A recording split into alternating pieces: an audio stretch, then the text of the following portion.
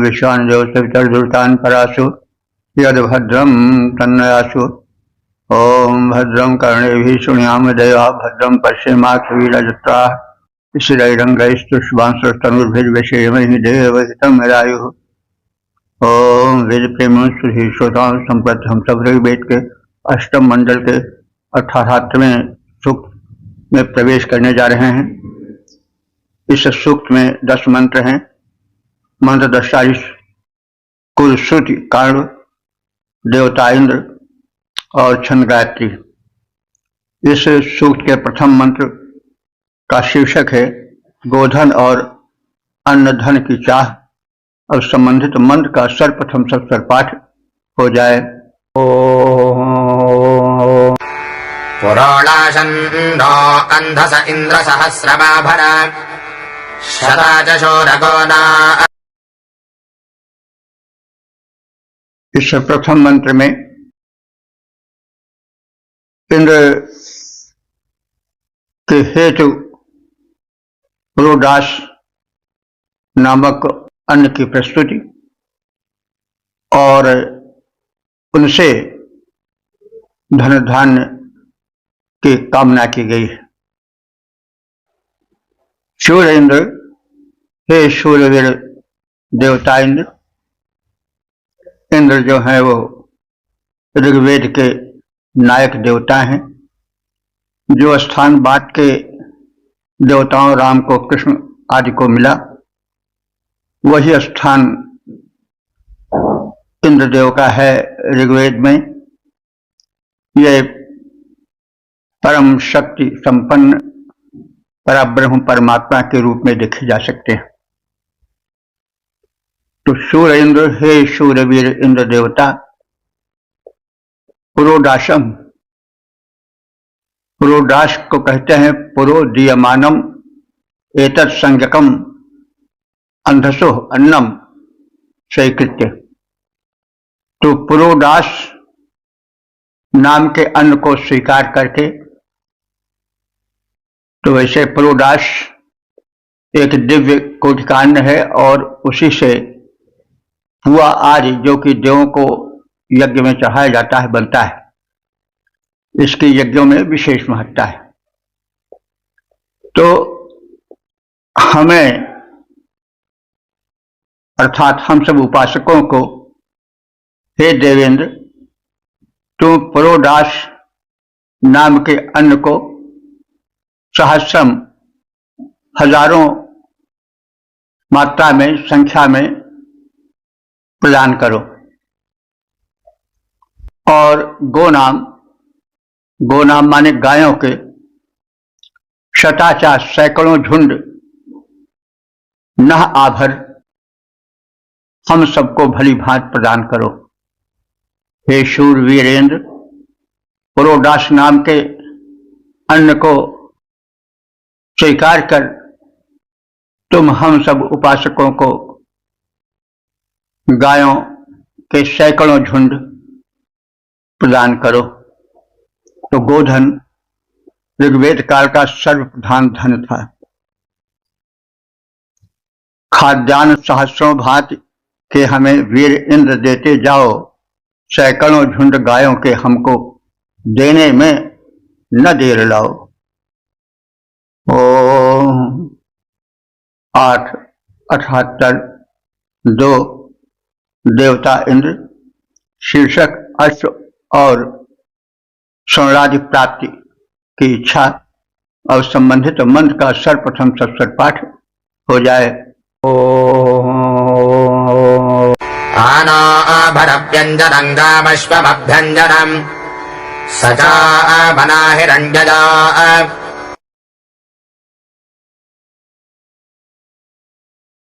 इस दूसरे मंत्र में इंद्रदेव से व्यापक रूप से समृद्धि की कामना की गई है।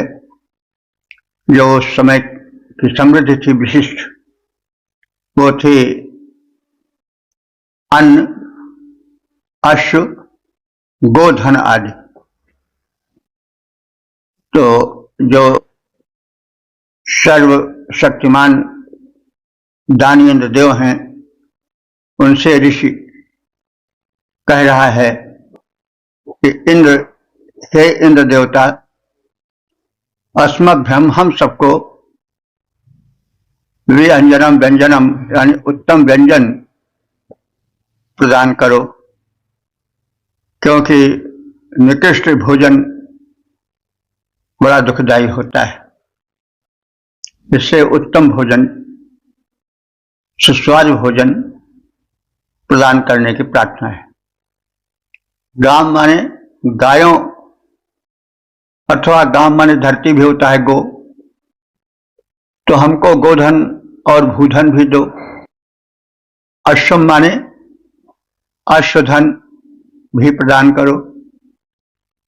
अभियंजनम माने तेल भी प्रदान करो, क्योंकि तेल की भी पर्याप्त आवश्यकता होती है। सचा, इन सबके साथ ही साथ मना माने मननीय अर्थात अस्वर्णीय, हिरण्यया स्वर्ण निर्मित स्वर्णाभरण भी न आभर हम सबको भरपूर मात्रा में दो। इससे प्रतीत होता है कि वेदकालीन सभ्यता जो थी वो एक भरा पूरा समृद्ध जीवन चाहती थी, दारिद्र्य उसे स्वीकार नहीं था और एक समृद्ध सुखी जीवन चाहती थी। तो हे इंद्र, हमें उत्तम व्यंजन, गाय, घोड़े, तेल और साथ ही साथ स्वर्णाभरण प्रदान करो। उत्तम गाय, घोड़े, उत्तम व्यंजन दो हमको, तेल दान, स्वर्णाभूषण कर दो प्रदान, हे इंद्रदेव ऐश्वर्यवान। ओम 8:78-3 देवता इंद्र, शीर्षक भक्तों की पुकार सुनने वाले इंद्र। अब संबंधित मंत्र का सर्वप्रथम सस्वर पाठ हो जाए। उदरः कर्णशोभना परोणि धृष्टमाभरा संहिषन् विषयवसो। इस तीसरे मंत्र में उदार इंद्र से धन, धान्य एवं स्वर्णाभरण प्राप्ति की प्रार्थना है। धृष्णु कहते हैं शत्रु संहारक, यानी शत्रुओं को रगड़ देने वाले इंद्र। धृष्णु, हे शत्रु संहारक इंद्र। वसो, हे आश्रयदाता इंद्र। धन संपन्न इंद्र। पुरोण माने बहुत से, कर्ण शोभना कानों को सुशोभित करने वाले आभूषण, न आभर हमें भरपूर मात्रा में दो। तुम ही तो भक्तों की शिव से पुकार सुनने वाले हो। हे शत्रु संहारक इंद्र, हे परम संपन्न इंद्र, हे आश्रयदाता इंद्र, हमें अनेक कर्णाभरण प्रदान करो। तुम्ही तो भक्तों की पुकार सुनते हो। हे शत्रु निहंता धनी इंद्र, दो कर्णभूषण, दो कर्णाभरण बहु प्रकार, हे उदार, तुम ही सुनने वाले हो भक्तों की पुकार। ओम 8:78-4 देवता इंद्र, शीर्षक अद्वितीय इंद्र। अब संबंधित मंत्र का सर्वप्रथम सस्वर पाठ हो जाए। नकेऽम्रधेक इन्द्रदेन सुशान सुधा उदा नान्यस्पच्छोरभागताः। इस चौथे मंत्र में महान इंद्र और दानवीर इंद्र का चित्रण है। जो ऋत्विज हैं, याजक हैं, यज्ञ कर्म संपन्न कराने वाले हैं, वे कह रहे हैं कि शूर इंद्र, हे शूरवीर इंद्र देवता, ते तुम्हारा बुद्धि का माने बढ़ाने वाला कोई नहीं है, यानी तुम सबको बढ़ाने वाले हो। और सुसाह तुम ही बांटने वाले हो, यानी सबको उनके इच्छित पदार्थों को देने वाले हो। सुदाह माने विधिवत श्रेष्ठता पूर्वक प्रदान करने वाले हो, और तुमसे बढ़कर और कोई दाता नहीं है। वाहकता, वाहकता माने ऋतुजों को, याजकों को यज्ञ कराने वाले पुरोधाओं को, त्वत अन्यः न, तुम्हारे अतिरिक्त और कोई नहीं है जो प्रदान कर सके और अपने औजाज से तृप्त कर सके। तो हे वीर इंद्र, तुम सर्वाधिक महान हो, तुम ही सबको बढ़ाते हो, तुम्हें बढ़ाने वाला कोई नहीं है, क्योंकि तुम सर्वोपरि हो। तुम्हें सबको प्रदान करने वाली हो, तुम्हें कोई वितरित करने वाला अथवा प्रदान करने वाला नहीं है। तुम्हें दाता हो, तुम्हें सर्वप्रधान हो, तुम्हें देने वाला कोई नहीं है। ऋतुजों को देने वाला तुम्हारे अतिरिक्त अन्य और कोई नहीं है। तो वही भाव है, दाता एक राम, भिखारी सारी दुनिया। तो इंद्र, यहां पर हम कहें तो कह सकते दाता एक इंद्र और भिखारी सारी दुनिया। तो माया तो एक ही है, शक्ति एक ही है। ऋग्वेद में उसे इंद्र कहा गया है, यहां दाता एक राम, भिखारी सारी दुनिया। तो हे शूरवीर देवता इंद्र, तुमसे न अधिक कोई महान, तुमको न बढ़ाता है कोई, तुम सबको करते वृद्धि दान, कोई न तुम्हें दे पाता है, तुम एकमात्र दाता उदार, तुम सर्वाधार, ऋतुजों को तेरी महिमा ही है उदार। ओम 8:78:5 देवता इंद्र, शीर्षक अपराजय इंद्र। अब संबंधित मंत्र का सर्वप्रथम सस्वर पाठ हो जाए। न केमिन्द्रो निकर्तवे न शक्रः परिषक्तवे, विश्वम् शृणोति पश्यते। इस पांचवें मंत्र में यह कथित है कि इंद्र सर्वशक्तिमान है, उससे बढ़कर और कोई नहीं है।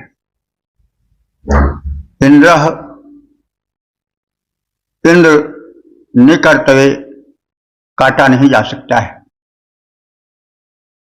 यानी इंद्र को कोई चाहे कि दो कर दे या उससे बढ़कर हो जाए, आगे बढ़ जाए, उसको काट दे,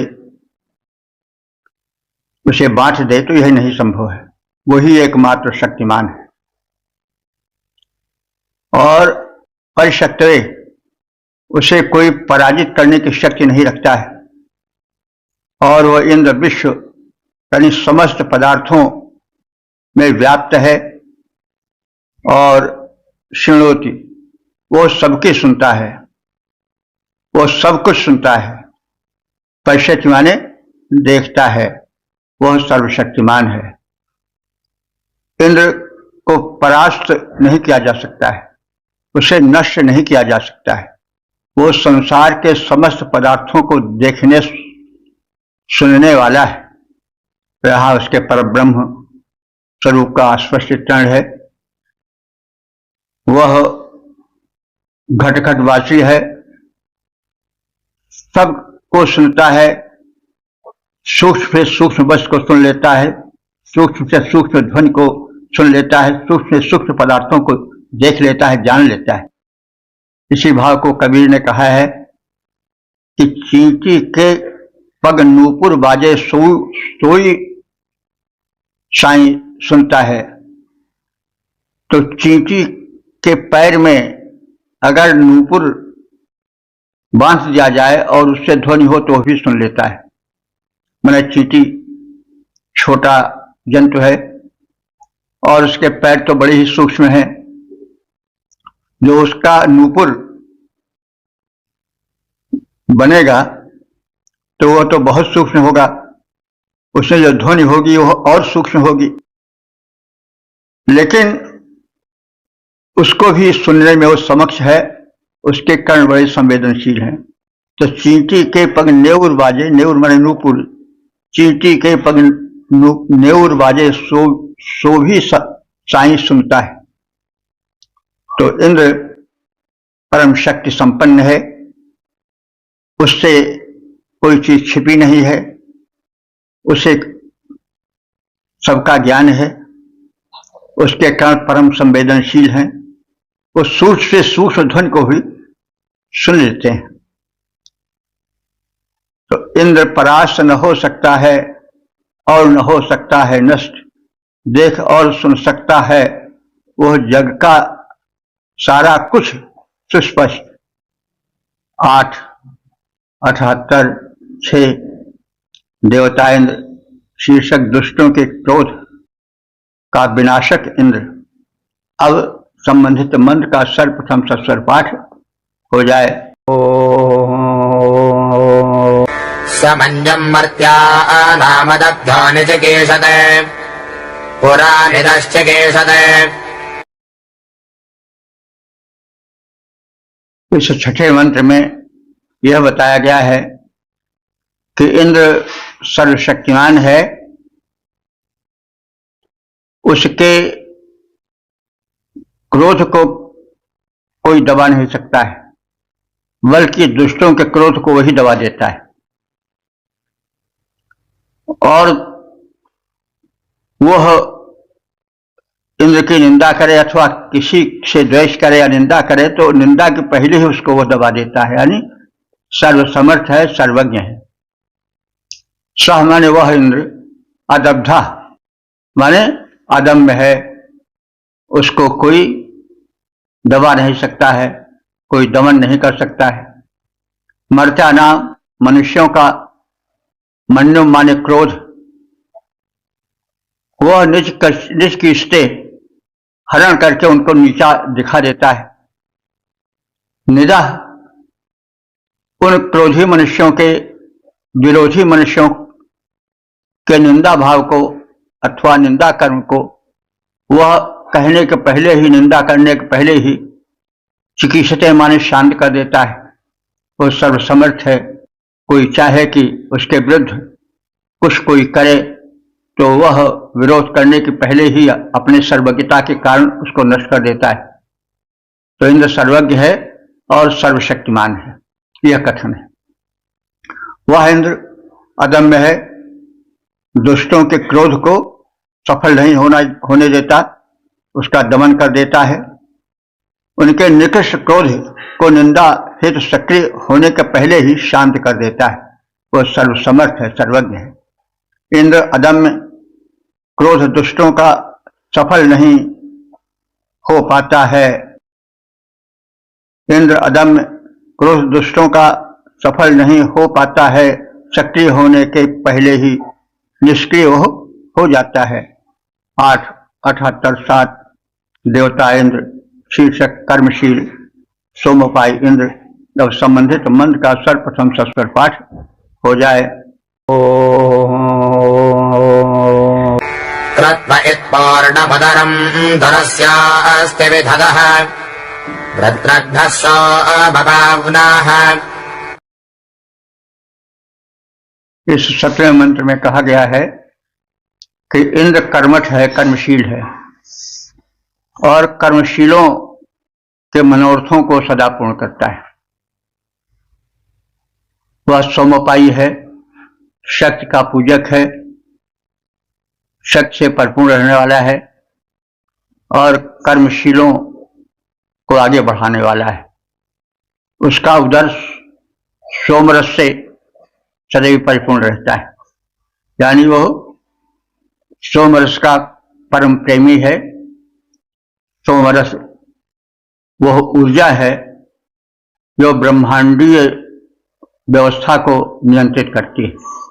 यूं तो सोमरस एक पेय है, लेकिन उसके साथ ही साथ सोमरस जो वैश्विक ऊर्जा है उसका अर्थ देने वाला है, उससे संबंधित है।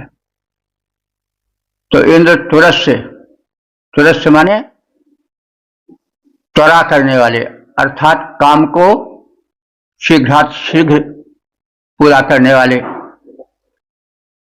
इसके विपरीत होते हैं दीर्घसूत्री, जो थोड़ा सा काम बड़ी देर में लटका करके करते हैं, तो उनकी प्रशंसा नहीं होती है।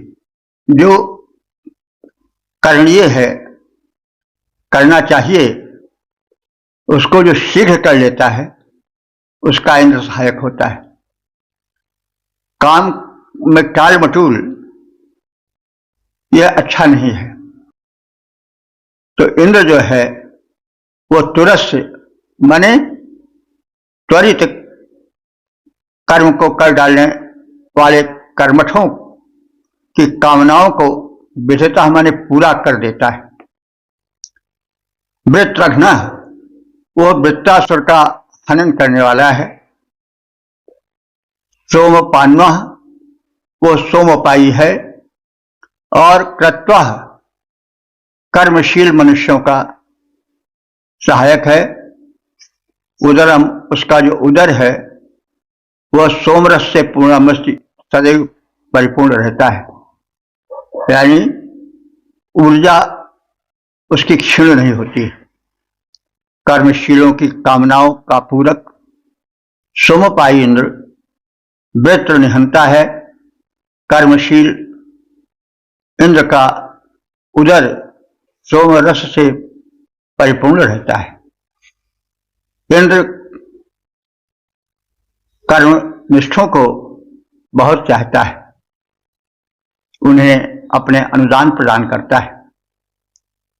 इंद्र कर्मठों की इच्छा का पूरक कर्मठ स्वयं महान। इंद्र कर्मशीलों की इच्छा का पूरक कर्मठ स्वयं महान। उसका उदर तृप्त रहता है, करता वह प्रिय सोमपान। ओम 878 8 देवता इंद्र शीर्षक इंद्र में निहित धनेश्वर और संबंधित मंत्र का सर्वप्रथम सस्वर पाठ हो जाए।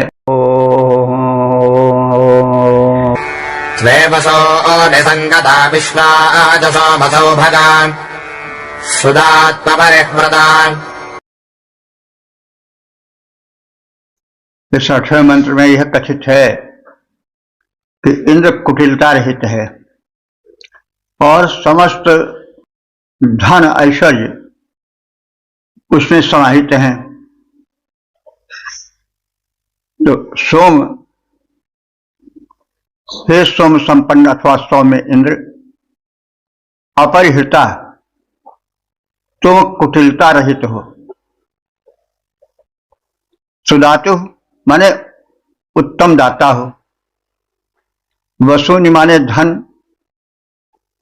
तुम्हारे द्वारा इच्छित उत्तम मनुष्यों को दिया जाता है। विश्वा माने समस्त। सौभागा माने सौभाग्य। त्वे माने तुझमें। संगता माने निहित है, संयुक्त है। तो हे इंद्र, तुम कुटिलता रहित हो, उत्तम दान तथा उत्तम धन प्रदायक हो और समस्त सौभाग्य तुम्हें सन्निहित हैं।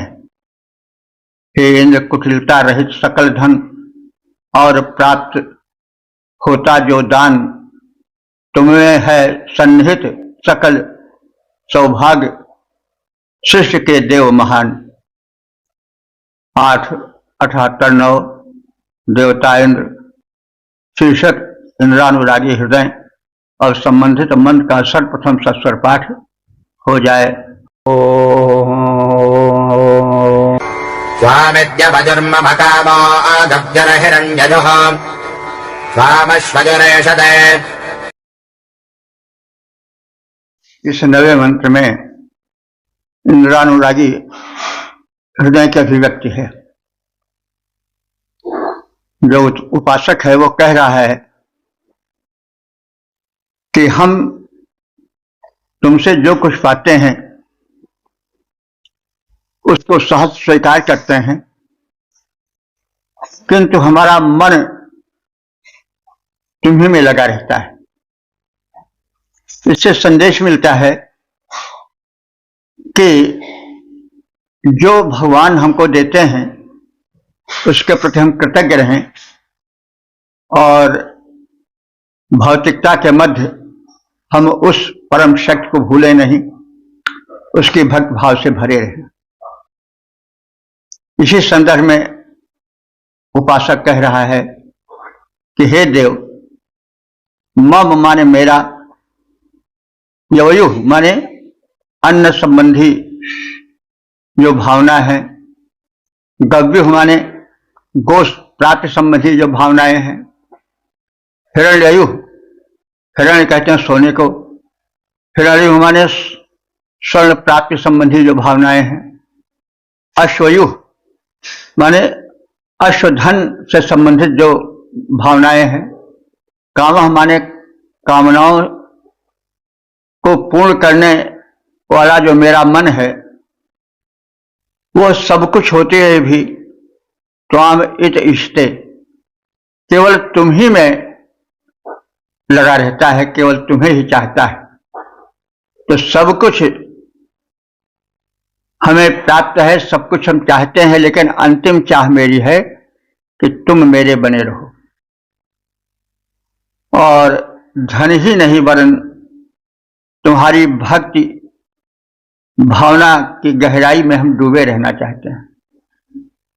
तो भौतिक समृद्धि के साथ ही साथ हम भक्ति भाव और आत्मिक समृद्धि भी चाहते हैं। हे इंद्र, अन्न स्वर्ण गौ अश्व की कामना करने वाले हम सबका मन अंततः तुम्हारा ही अनुरागी है। कहने का तात्पर्य है कि भौतिक समृद्धि की प्राप्ति के लिए ही हम नहीं तुम्हारी प्रार्थना करते, वरन हमारा हृदय तुम्हारी महत्ता को देखकर तुम्हें ही संलग्न रहता है और तुम्हारे अनुराग से स्नात रहता है, भरा पूरा रहता है। अन्न स्वर्ण गौ अश्व आदि का इच्छुक जो यह हृदय हमारा रहता है परिपूर्ण, अंततः इंद्रदेव अनुराग तुम्हारा। 8:78-10 देवता इंद्र, शीर्षक अन्न धन परिपूरित हो जाने की चाह। अब संबंधित मंत्र का सर्वप्रथम सस्वर पाठ हो जाए। तवेदिन्द्राहमाशसा हस्ते दात्रम् चराददे दिनस्य वा मघवान् सम्भृतस्य वा पोर्ध्यजवस्य काशिना।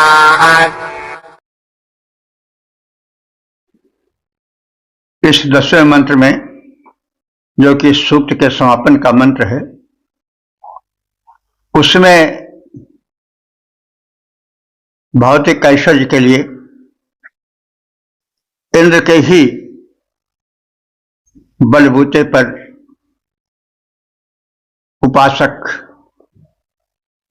आश्वस्त रहता है। वह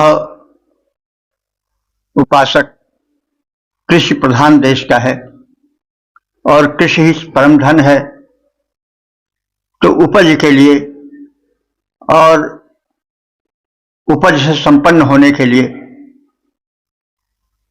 उपासक केवल इंद्र के ही सहारे बैठा रहता है, क्योंकि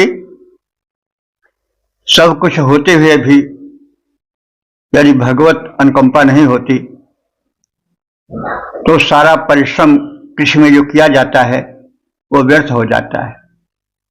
अच्छी तरह से बीज बोया गया, खेत की जुताई हुई, सिंचाई हुई और भी साधन किए गए, लेकिन अंत में कुछ ऐसा अवसर आ जाता है कि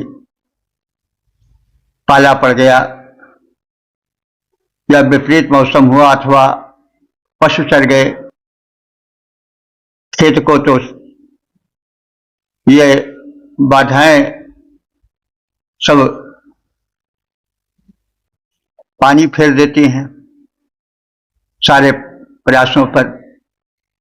तो अंततः कृषि प्रधान देश में भी कृषि की उपज, उससे प्राप्त होने वाला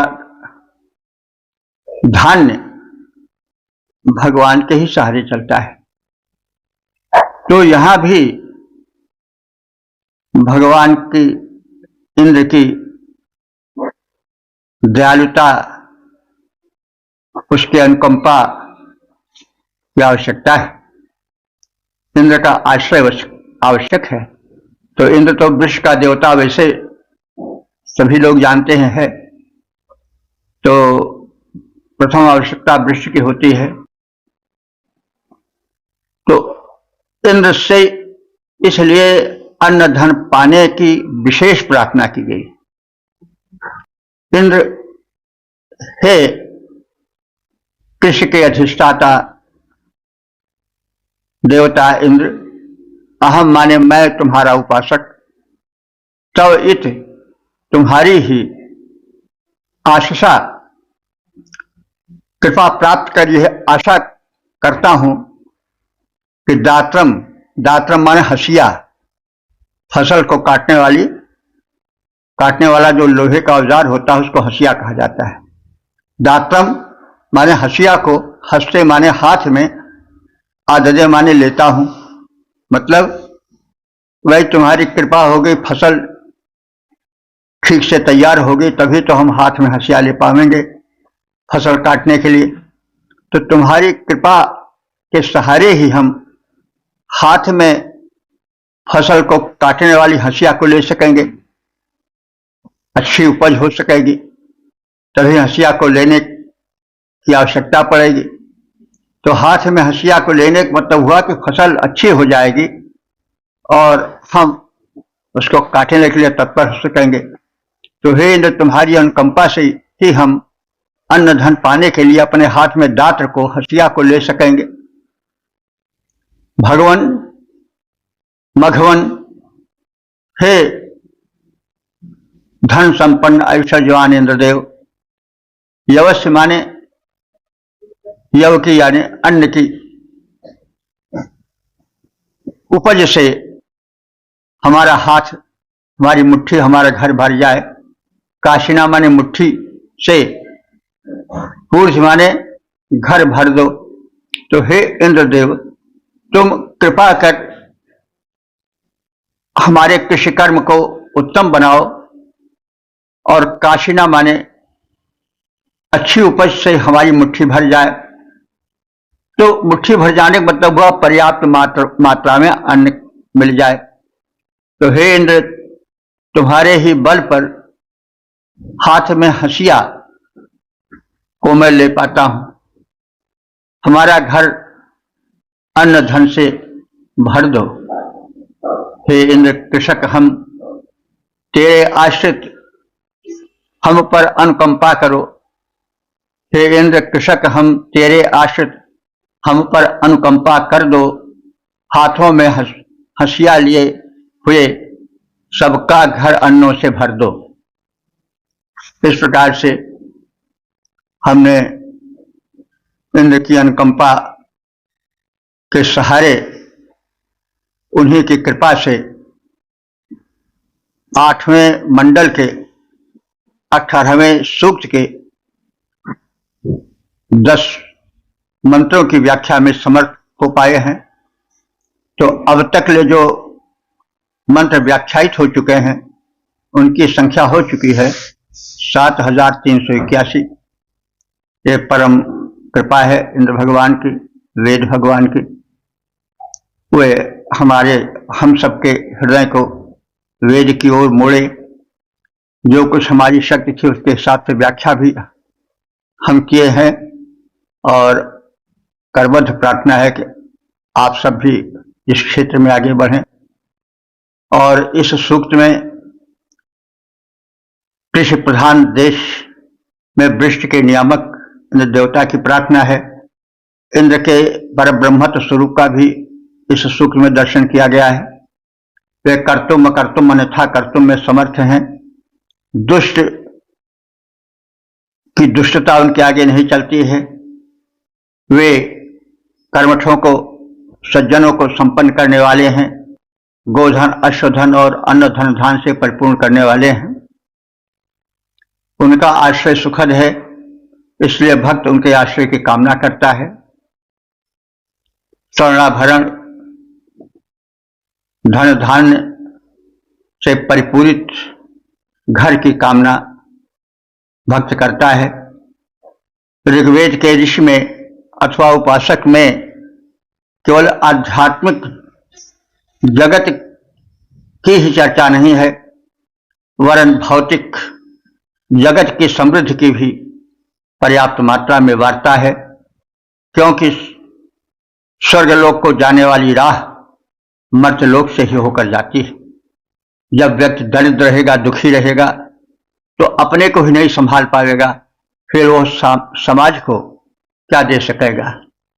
इसलिए उसे संपन्न होना आवश्यक है। साथ ही साथ उसे शुद्ध हृदय और दानी हृदय भी होना चाहिए। तो यह नहीं समझना चाहिए कि ऋग्वेद का उपासक या ऋग्वेद का ऋषि केवल धन ही धन चाहता है। नहीं, वो धन के साथ साथ अन्य को धन देकर धन्य भी होना चाहता है। इसे हम समय समय पर देख चुके हैं और देखेंगे भी। वेद अपने में पूर्ण है। वे एक संपूर्ण जीवन चाहते हैं, क्योंकि वह जीवन जो दरिद्र का जीवन है वो भी अधूरा है, और वह जीवन जो कि भौतिकता के नशा में डूबा रहता है वो भी अधूरा जीवन है। जो पूर्ण जीवन है वह है कि हम धन धान्य से भी युक्त हों, हम श्रमशील हों, हम उद्यमी हों, इसके साथ साथ ही हम समर्पित समाज के लिए, परिवार के लिए, देश के लिए भी रहें। और यही पूर्ण जीवन है जिसकी झांकी हमें वेद में मिलती है। ओम सर्वे भवन्तु सुखिनः, सर्वे सन्तु निरामयाः, सर्वे भद्राणि पश्यन्तु, मा कश्चित् दुःख भाग् भवेत्।